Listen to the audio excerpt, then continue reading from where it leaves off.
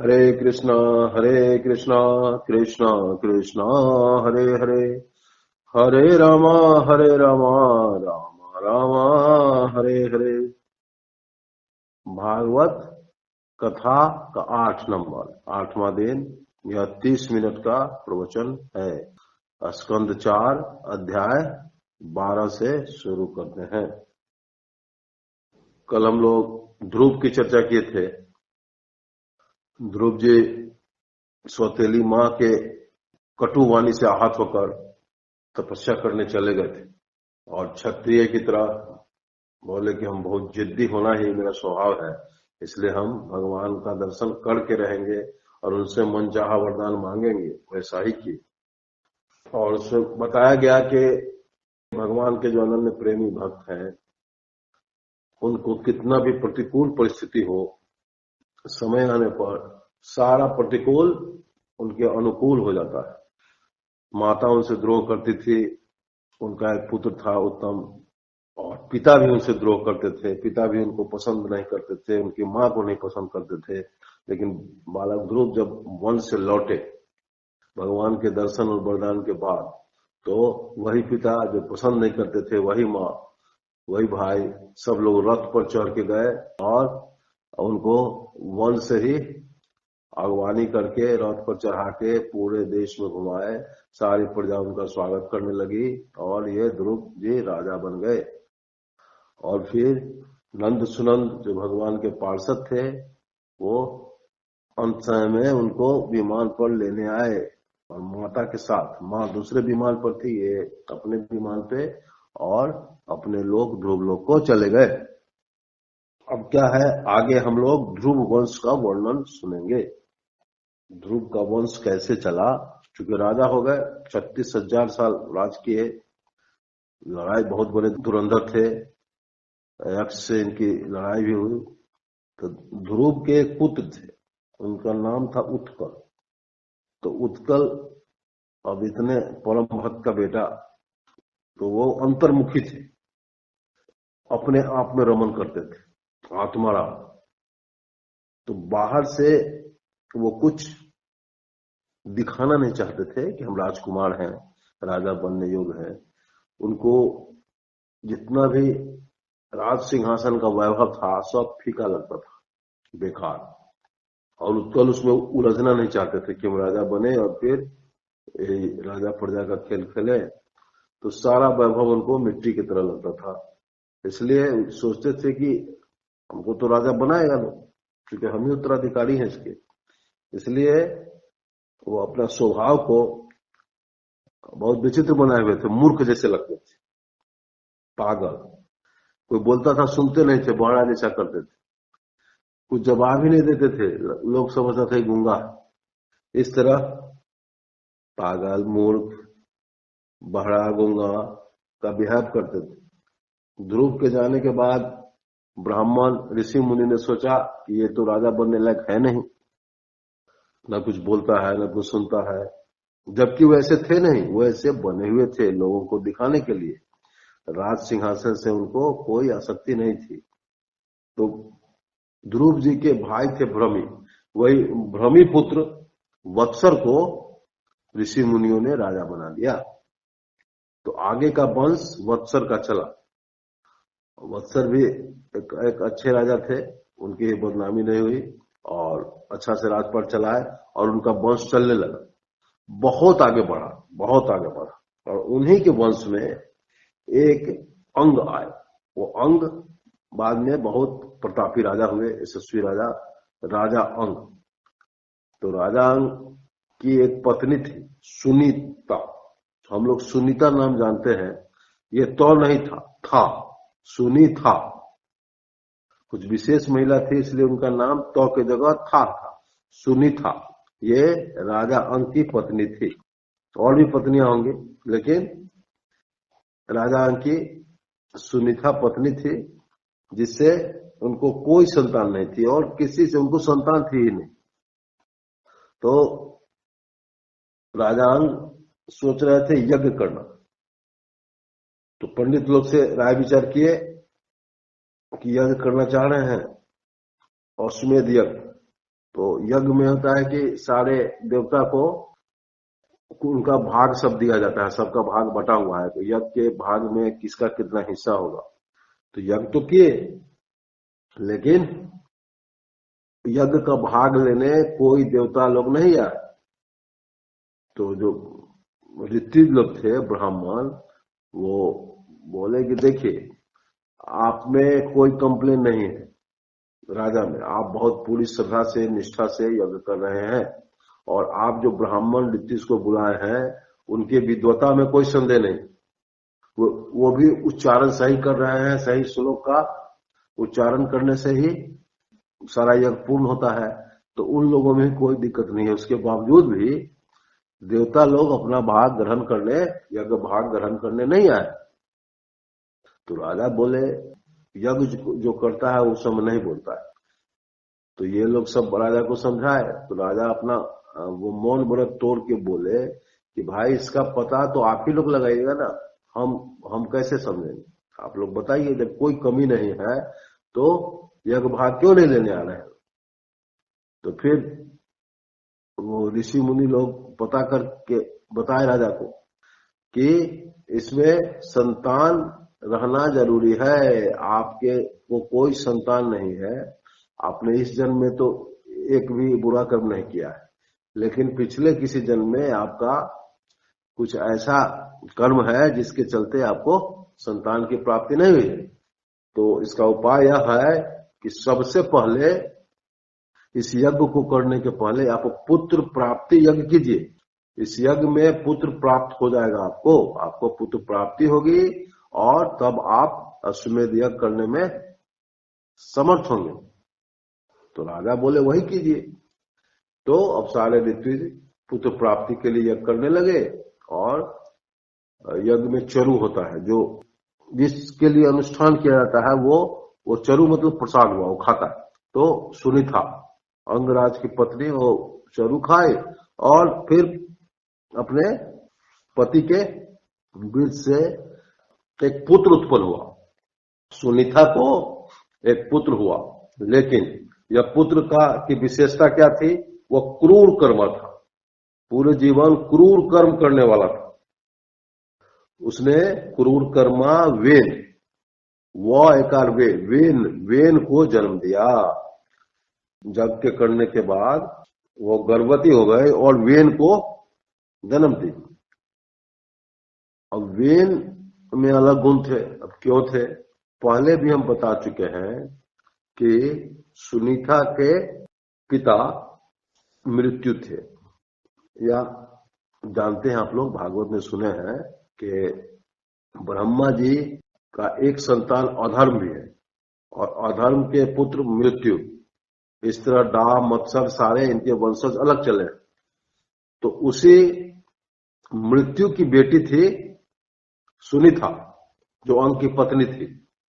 तो वेन जो पैदा हुआ, तो वेन अपने नाना पर गया, माने मृत्यु पर गया, इसलिए वो उसी तरह व्यवहार करता था। शिकार खेलने चला जाता हूं, पशु पक्षी हरिण जानवर सब निरपराध को मार के ढेर लगाया। कोई बच्चा के साथ खेल रहा है, उसको ऊपर पहाड़ पर धकेल देता, किसी बच्चा को उठा के कुआं में फेंक देता। इस तरह वेन बहुत अत्याचारी हो गया, बहुत अत्याचार करता था। हमेशा नुकीला मारने काटने वाला औजार अपने साथ रखता, तीर धनुष साथ रखता, किसी को मार सकता था जिस पर उसकी दृष्टि जाती। क्यों? क्योंकि इसका नाना जो था वो मृत्यु था, तो मृत्यु का सारा गुण इसमें आ चुका था। राजा अंग बहुत कोशिश किए कि अपने पुत्र वेन को समझाएं और सही रास्ते पर लाएं, लेकिन वेन नहीं सुधरा। उस पर मृत्यु का पूरा असर था। मृत्यु मतलब नाना का पूरा असर था। तो राजा अंग एक दिन बहुत समझा बुझाकर थक गए और रात्रि में सोए हुए थे। सोचे कि सारी प्रजा हमारी त्रस्त है एक पुत्र से, तो यह राजा बने रहने से कोई प्रयोजन नहीं है। सारी प्रजा मेरे पुत्र के कारनामे से बहुत तबाह है। इसलिए उनको सोचते सोचते वैराग हो गया, विरक्ति हो गई कि जब राजा होकर भी हम अपनी प्रजा को सुख नहीं दे सकते हैं तो ये राजापना ही बेकार है। और राजा क्या किए कि रात में ही अपने घर से निकल गए और वन की ओर चले गए। तो सुबह हुआ तो मंत्री, सभासद, सिपाही, प्रजा सब राजा को ढूंढने लगे और राजा से बहुत प्रेम करते थे सब लोग। तो राजा को ढूंढने पूरी प्रजा, सारा सब लोग निकल गया जहां तहां, जंगल में, वन में, लेकिन वो राजा नहीं मिले। तो ये लोग थक हार कर फिर आके राजा का शोक मनाने लगे। इस प्रकार राजा अंग पुत्र शोक में, पुत्र के कारण राजपाट छोड़ के वन में चले गए, वैरागी हो गए। अब सुनीता से ब्राह्मण लोग राय दिए, इसलिए कि राजा जब चले गए वन में तो चोर डाकू, राजा के बिना राजपाट नहीं चलता है, तो चोर डाकू सब आक्रमण कर दिए, अपना अपना काम करने लगे, बड़ा बड़ा डकैती होने लगा, बहुत चोरी डकैती सब एक बार ठट के ठट, माने ग्रुप में 50 आदमी निकलता और लूटपाट मचा के सब चल देता, प्रजा त्रस्त होने लगी। तो सुनीता से राय विचार कर ब्राह्मणों ने क्या किया, सोचा कि ये वेन अभी गलत है, लेकिन राजा होने के बाद सही हो सकता है, इसलिए माता से राय लेकर वो वेन को राज सिंहासन पर अभिषिक्त कर दिया। अब क्या हुआ, वेन हो गए राजा। अब वेन राजा हुए थे तो बहुत बदमाश थे, सबको मारपीट करते थे, इसलिए जितना भी चोर डाकू था सब भाग गया, सब अपना घर छोड़ के भाग गया कि मार देगा। और राजा को क्या हुआ, 8 लोकपाल की शक्ति मिल गई, बहुत शक्तिशाली हो गया। अब उतना शक्ति पाकर वो अहंकारी हो गया और फिर पहले के ही तरह बेमतलब पशु पक्षी की हत्या करने लगा, प्राणी की भी हत्या, जिसको मन होता उसको मार देता। और ढोल बजवाकर, ढिंढोरा पिटवाकर प्रचार कर दिया कि कोई भी ऋषि, मुनि, ब्राह्मण भगवान के पूजा पाठ, व्रत, यज्ञ नहीं कर सकता है, मेरी पूजा करनी होगी, सिर्फ मेरी, भगवान मैं हूं। इस प्रकार सारे ब्राह्मण दुखी हुए, ऐसे राजा को मार देना चाहिए। सारे ब्राह्मण एक जगह सभा किए, ऐसा राजा जीने लायक नहीं है, लेकिन ब्राह्मण ने विचार किया कि राजा तो राजा है, राजा के बिना शासन नहीं चलेगा, देश नहीं चलेगा, इसलिए एक बार राजा को समझा कर देखा जाए। समझ गए राजा साहब तो ठीक है, नहीं तो फिर इनको मारने का विचार किया जाएगा। तो सारे ब्राह्मण राजा के यहां पहुंचे, गुस्साए हुए थे, लेकिन गुस्सा में नहीं बोले, गुस्सा को छिपाकर वो लोग राजा से विनती किए कि राजा साहब, आपकी प्रतिष्ठा, आपका नाम बहुत दूर दूर तक फैला हुआ है, आपका ऐश्वर्य, आप ऐश्वर्यशाली है, धर्मात्मा है, और आपकी करनी से आपका स्वर्ग लोक हमेशा आपका इंतजार कर रहा है, तो आप पुण्य कीर्ति होंगे और आप धर्मात्मा होंगे, प्रजा खुशहाल रहेगी। तो जो धर्म कर्म का काम प्रजा करती है वो आपके लिए ही करती है। कोई यज्ञ होगा तो उससे राजा को लाभ होता है, भगवान का यज्ञ होता है, उसकी आराधना है, भगवान प्रसन्न होंगे, प्रजा भगवान को प्रसन्न करके रखेगी तो आपको लाभ मिलेगा, आपको सदगति मिलेगी, ये लोक और परलोक दोनों आपका सही हो जाएगा। इसलिए आप धर्म का समर्थन कीजिए, धार्मिक काम होने दीजिए। तो राजा सबकी बात सुन लिया और राजा वेन बोला कि तुम जितने ब्राह्मण हो सब मूर्ख हो, चौपट हो तुम लोग, तुमको समझना चाहिए कि जितने भी देवता हैं वो सब कहाँ निवास करते हैं, राजा के शरीर में, मेरे शरीर में सारे देवता निवास करते हैं, जिसका तुम लोग घूम घूम के यज्ञ करते हो। इसलिए राजा की ही पूजा होनी चाहिए, और जो मेरा पोषण करता है हम उसी को ना पूजेंगे। तो तुम लोगों को सारी प्रजा का पोषण कौन करता है, हम करते हैं। तो जो पोषण करता है, राजा का पूजा नहीं करोगे, सारे देवता हम में है, मेरी पूजा नहीं करोगे, तो तो ऐसा हो गया जैसे कोई अपने स्त्री अपने पति को छोड़ के पर पुरुष का सेवा में लगी हुई है। तो हम तो तुम लोगों के पति रूप में है ना, जो राजा है। ये मत सोचो, तुम लोग भ्रम में मत रहो कि देवता का पूजा करें, सारे देवता हम ही में। इसलिए सिर्फ मेरी ही पूजा करो, दूसरे की पूजा नहीं करने। तो ब्राह्मण ने सोचा कि ये तो निंदा कर रहा है विष्णु की, महाविष्णु जिनकी हम आराधना करते हैं उन्हीं की निंदा कर रहा है। ये दुष्ट राजा है, ये कभी नहीं सुधर सकता है, इसका अहंकार कभी नहीं गलेगा। तो भगवान की निंदा करने से ये पहले ही मर चुका था, इसकी शक्ति छीन होने लगी थी। और ब्राह्मण लोग गए थे गुस्सा में, तो ये फिर गुस्सा से हुंकार भरे और उस हुंकार से वेन की मृत्यु हो गई, वेन का सफाया हो गया और सारे ब्राह्मण ऋषि मुनि वहां से चल दिए। हल्ला हो गया कि राजा वेन मारा गया।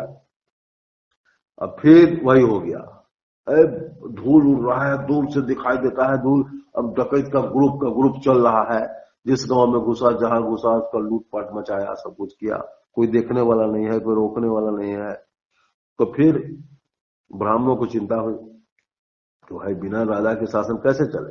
तो क्या किया गया, उस मरे हुए राजा के जांग को मथा गया। मथने से क्या हुआ कि राक्षस नुमा काला शिशु निकला। तो काला कैसे हुआ, वो वेन का सारा पाप लेकर निकल गया। और ब्राह्मण को देखा, ब्राह्मणों ने कहा निषिद्ध माने वही रुक जाओ। वही निषाद हुआ, जंगल में वे लोग रहते थे। उसके बाद राजा वेन के भुजाओं का मंथन किया गया, उनकी भुजा को मथा गया। तो निकला क्या, स्त्री पुरुष का जोड़ा, राजा पृथु और अर्ची।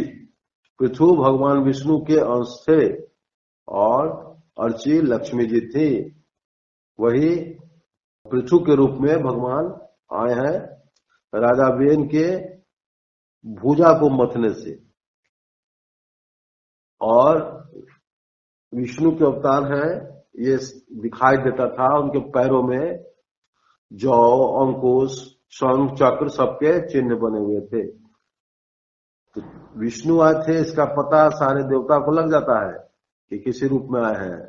तो कुबेर जी क्या किए, उनको सोने का सिंहासन दिए, वरुण छत्र, उनको डुलाने वाला माने हवा देने वाला चंद्रमा के समान सफेद चमकता हुआ छत्र दिए। इंद्र पृथ्वी जी को मुकुट भेज दिए, वायु चवड़ दिया और सारे देवता ऋषि मुनि मिलकर उनकी स्तुति करने लगे। तो पृथु बोले कि आप लोग मेरी स्तुति मत कीजिए। स्तुति इसलिए नहीं कीजिए कि हम तो अभी कोई कर्म ही नहीं किए। जब कोई काम करेंगे अच्छा होगा तभी तो स्तुति होती है। आई बे मतलब की स्तुति से क्या मतलब, इसलिए स्तुति बंद कीजिए, ये झूठा स्तुति है।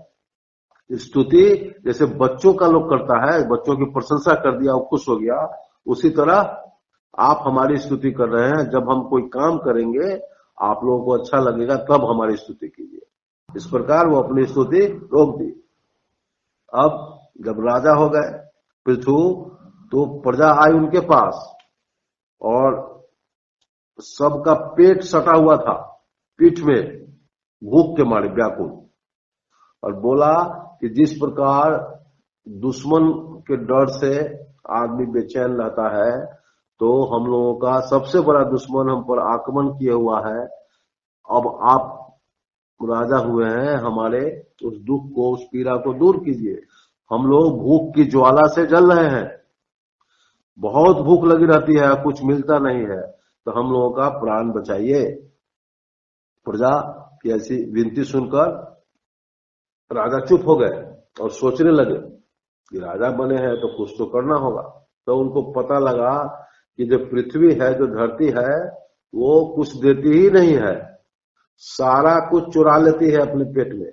तो समझ गए और धनुष पर तीर चढ़ा के और धरती को खोजने लगे मारने के लिए। धरती समझ गई कि राजा पृथु अब हमारा सर्वनाश करेंगे, मार देंगे हमको, इसलिए वो गाय का रूप धर के भागी वहां से। और राजा पृथु उसके पीछे पीछे दौड़ रहा है। भागते भागते भागते गाय थक गई तो बैठ के फिर प्रणाम की, हमको मारिए मत, हम तो स्त्री जात के हैं, हम पृथ्वी हैं, हम सबका भार हम अपने ऊपर रखते हैं। तो राजा बिगड़े कि तुम सब जितना अन्न धान औषध है सब चुरा के क्यों रख लेती है तुम, अब मेरी प्रजा भूखे मर रही है, हम तुमको मार देंगे और अपने तपोबल से हम चलाएंगे, पूरी प्रजा का पोषण करेंगे। तो बोले कि नहीं, आपके पहले के राजा में आदर नहीं करते थे, उससे त्रस्त होकर ही हम ऐसा काम शुरू किए हैं। सो आप क्या कीजिए, मेरे शरीर को समतल कर दीजिए, मतलब धरती को समतल कीजिए, जहां गड्ढा गुड्ढी है उसको भर के बराबर कर दीजिए, ताकि जब वर्षा हो तो उसमें ठहरे। और हम एक अच्छा दोहिनी का उपाय कीजिए, माने बाल्टी का, और हम जितना चीज चुराए हुए हैं सब आप दूध लीजिए, धन धान औषध मधु दूध सब कुछ। वह स्वयंभू मनु को वो बाल्टी बना दिए और उसमें सारा कुछ खुद राजा पृथु पृथ्वी का दोहन किए, और उसके बाद उनकी प्रजा खुशहाल हो गई। राजा का जय जयकार हो गया, विरद्वावली और स्तुति होने लगा, राजा भी खुश हो गए। अब महाराजा पृथु सोचे कि यज्ञ करें, और उन्होंने 100 अश्वमेध यज्ञ का संकल्प किया कि 100 अश्वमेध यज्ञ कर लेंगे। ब्राह्मणों से राय विचार हुआ और यज्ञ शुरू हो गए। अब जब किसी राजा महाराजा का यज्ञ शुरू होता है, भगवान की आराधना करने से इंद्र भगवान दुखी हो जाते हैं। उनको लगता है कि ये जब सब पूरा कर लेगा तो बड़ा हो जाएगा और मेरा कुर्सी छीन लेगा। तो इंद्र भगवान को लगा कि पृथु तो फिर वही कर रहा है, इसलिए वो आकर और यज्ञ का घोड़ा जो बंधा हुआ था वो चुरा के भाग गए। तो घोड़ा चुरा के वो आकाश मार्ग से भागे और वेश बदले हुए थे, चंदन टीका खप्पर हाथ में लिए हुए थे, लगता था कोई सन्यासी है, और घोड़ा लेके उड़ गए। और त्रिमुनि जो वहां उस यज्ञ में आए हुए थे, वो अत्रि मुनि उसको देख लिए, और बहुत पराक्रमी पुत्र था राजा पृथु का, उसको बोले कि जाओ, तुम्हारा घोड़ा चुरा के ले गया है, उसको मार के आओ, उसको घोड़ा लेके आओ। और दौड़ के चला गया वो भी आकाश मार्ग से, और देखा कि वो तो कुछ सन्यासी है, बस वापस आ गया। बहुत धार्मिक लड़का था वो।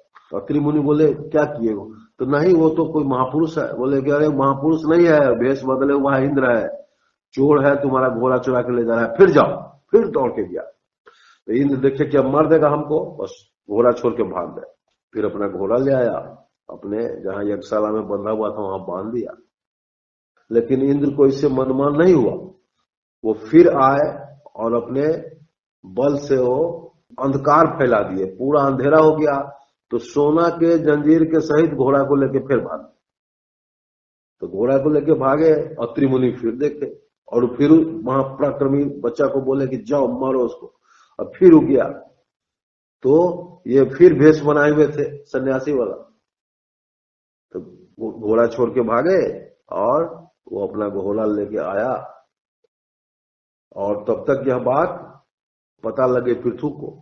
अब पृथु यज्ञ में दीक्षित थे, वो कुछ कर नहीं सकते थे, लेकिन गुस्सा गए और धनुष पर बाण चढ़ाए कि हम इंद्र को मार देंगे। अब इंद्र को मारने के लिए जैसे ही बाण चढ़ाए तो इंद्र को तो समाप्ति हो जाती है, इंद्र की मार देते ही। तो ब्रह्मा जी प्रकट हो गए। ब्रह्मा जी बोले कि इंद्र तो जिसकी तुम आराधना कर रहे हो, जिसके लिए राष्ट्रीय यज्ञ कर रहे हो, उन्हीं का अंश है इंद्र, तो उसको मार दोगे तो यज्ञ कैसे पूरा होगा। इसलिए विधि का विधान है, तुमने 100 का संकल्प लिया था, 99 यज्ञ तुम्हारा पूरा हुआ। अब यह समझो कि प्रभु की यही मर्जी है, भगवान की यही इच्छा है कि तुम यहीं पर यज्ञ को समाप्त कर दो, पूरा करने की जरूरत नहीं है। राजा पृथु देखे कि ब्रह्मा जी की आज्ञा है, और जो यज्ञ किए थे तो यज्ञ की सामग्री सब मिल के दिया था, भूमि दिया था, वृक्ष नदी समुद्र सब मिलके इनको जितने यज्ञ का सामान है सब पूरा किया था। इसलिए सबको दंडवत करके ये यज्ञ को वहीं समाप्त कर दिए। और यज्ञ जैसे ही 99 यज्ञ समाप्त हुआ कि विष्णु भगवान का प्रवेश हो गया। वो गरुड़ के कंधे की सवारी, गरुड़ के कंधे पर उनका एक पांव है, रखे हुए हैं, और वहां ध्वनि हो रही है, गरुड़ के पंख की ध्वनि, वेद मंत्र की ध्वनि होती है गरुड़ के पंख से, वो ध्वनि हो रही है। भगवान मंद मंद मुस्कुरा रहे हैं। और यज्ञ का मतलब था कि भगवान का दर्शन। पृथु संतुष्ट हो गए कि भगवान तो आ ही गए। और साथ में इंद्र जी को भी रखे हुए थे, तो इंद्र से दोस्ती हो गई उनकी। और भगवान के दर्शन के बाद महाराजा पृथु मांगे कि हमको 10,000 कान दीजिए, जिससे कि हम आपकी लीला कथा सुनते रहे, हमेशा जीवन भर आपकी लीला कथा हम सुनते रहे। तो 10,000 कान हमको चाहिए, जिससे सुनने में आनंद आए, हर कान से हम वही सुने। इस प्रकार राष्ट्रीय यज्ञ 99 में पूरा हुआ। और तो इसका अर्थ यह हुआ कि जब कोई आप काम कर रहे हैं, बहुत बड़ा संकल्प या बहुत बड़ा काम, और उसमें रुकावट आता है, तो समझिए कि यह भगवान की मर्जी है। उस काम को जबरदस्ती करने का प्रयास नहीं करना चाहिए। साधारण प्रयास कीजिए, हो रहा है इसका मतलब भगवान खुश है। अगर रुकावट आ गया तो उस काम को वहीं छोड़ दीजिए, भगवान की यही मर्जी है, इसलिए काम। इस प्रकार 99 में ही उनका जग पूर्ण हुआ और जग का फल भी उनको मिल गया। अब राजा पृथु फिर अपने पुत्रों को देखे, अपना राज शासन और तपस्या करने चले गए। उन दिनों सारे राजा वानप्रस्थ चले जाते थे और प्रभु की आराधना करते हुए फिर वैकुंठ सिधारते थे। तो राजा पृथु भी ऐसा ही किए। अब अध्याय के अंत में कहा हुआ है कि जो इस कथा को कहता है, सुनता है या सुनाता है, वह सीधा वैकुंठ चला जाता है, परलोक गमन होता है उसका। और अगर कोई स्वकाम माने किसी इच्छा से इसका पाठ करता है तो उसको धन, यश और कीर्ति की प्राप्ति होती है। इस प्रकार आज विराम होता है। हरे कृष्णा कृष्णा कृष्णा हरे हरे, हरे रामा रामा राम